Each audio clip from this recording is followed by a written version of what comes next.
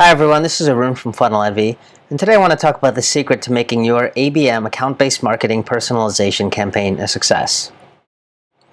So what do I mean by ABM personalization? Well, it's website experiences that look something like these. Very targeted, personalized experiences that either speak one-to-one to an account or to a group of important accounts. I found this definition online.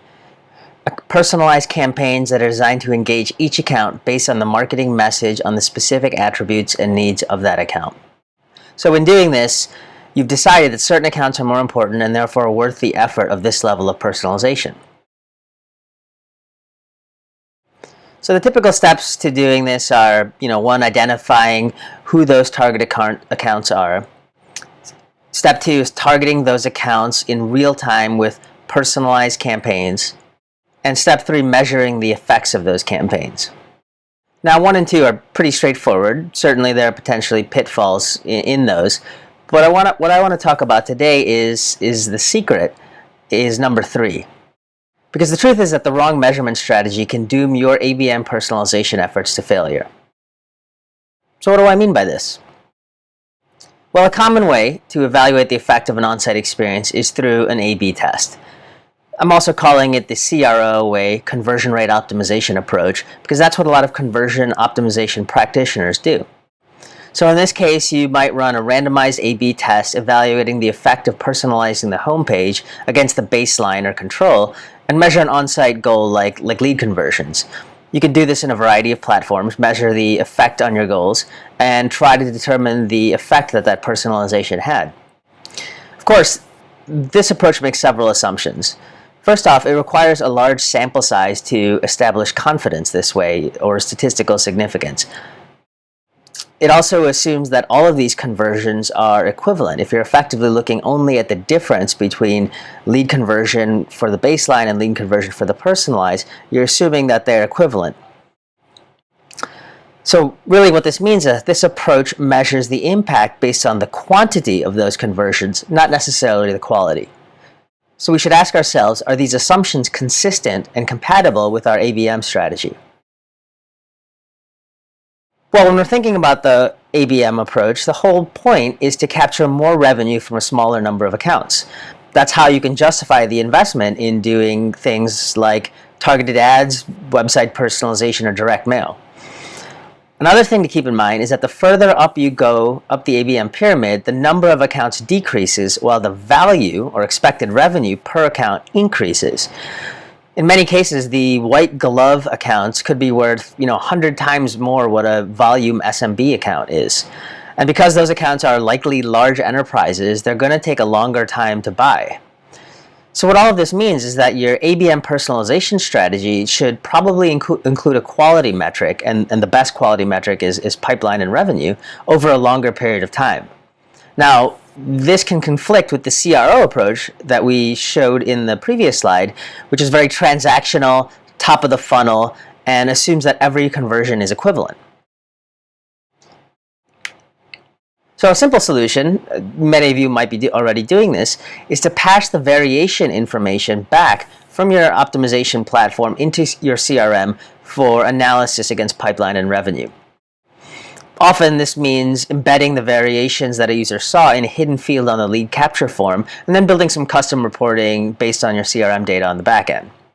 So what this does get you is better insight into the down funnel impact of your experiences based on pipeline and revenue, but you can also have, and this can also result in a one-off solution for the website experience that doesn't really align with the way the rest of the demand gen team measures and attributes revenue.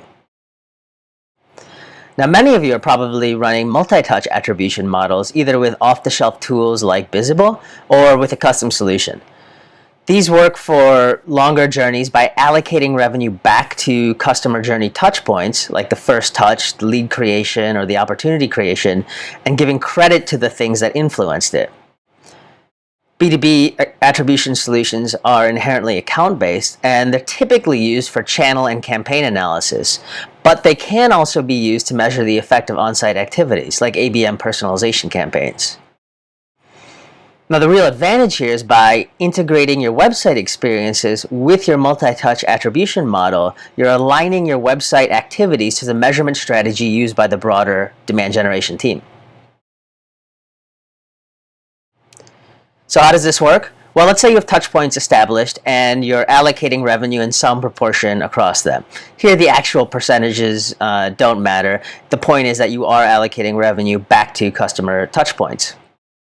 So once you know the revenue at a certain touch point over a period of time, with attribution, you'll be able to assign credit back to the activities that influence that touch point conversion. As I mentioned, it's typically done at a channel and ad campaign level, but there's no reason that an on-site experience can't be an influence over touch point as well. Campaigns and variations are certainly one example of those, but you could also consider things like chatbots, content, anything that's influenced that touch point. What you'll get out of this is pipeline and revenue credit associated with the things that influenced those touch points, and in this case, on-site experiences. So what you get out of doing that is a much better understanding of the impact of that your on-site campaigns can have on your business. So rather than talking about some percentage of conversion lift on a superficial vanity metric, you can do things like report on the campaigns over time with respect to their sourced pipeline. You can look at the impact that your campaigns have had based not only on on-site metrics, but also based on sourced, influenced, pipeline and revenue, as well as closed-won deals. You can also look at the variations within your experiments and report on the uplift based on pipeline and revenue correlated directly with your attribution model. So with that, I want to leave you some other things that you want to think about to make your ABM personalization efforts a success. Definitely recommend starting your revenue insights journey by being able to measure the revenue contribution of your existing offers. By aligning with your attribution strategy, you can actually look at the on-site offers that you have and assess each in terms of the revenue contribution. Segmentation is a big part of account-based personalization. The audiences that you create should have differentiated intent. You don't want to spend a bunch of time creating audiences that are effectively the same and want to see the same experience. You want to think about how your account clusters and account groups are differentiated and therefore what offers they're going to want to see that are specific to that group of accounts. Definitely recommend avoiding what we call vanity personalization, where you maybe slap in the name of the customer or the name of the account coming to the site, and really focus on the offers that you're putting in front of the visitor. I mentioned this in previous videos and blog posts, but really the most important thing and the highest leverage thing you can do is present a more relevant offer throughout the demand gen funnel to that visitor. So think about when you're segmenting and thinking about the offers to these target accounts, which offers are going to be more relevant to that group of accounts you're personalizing for.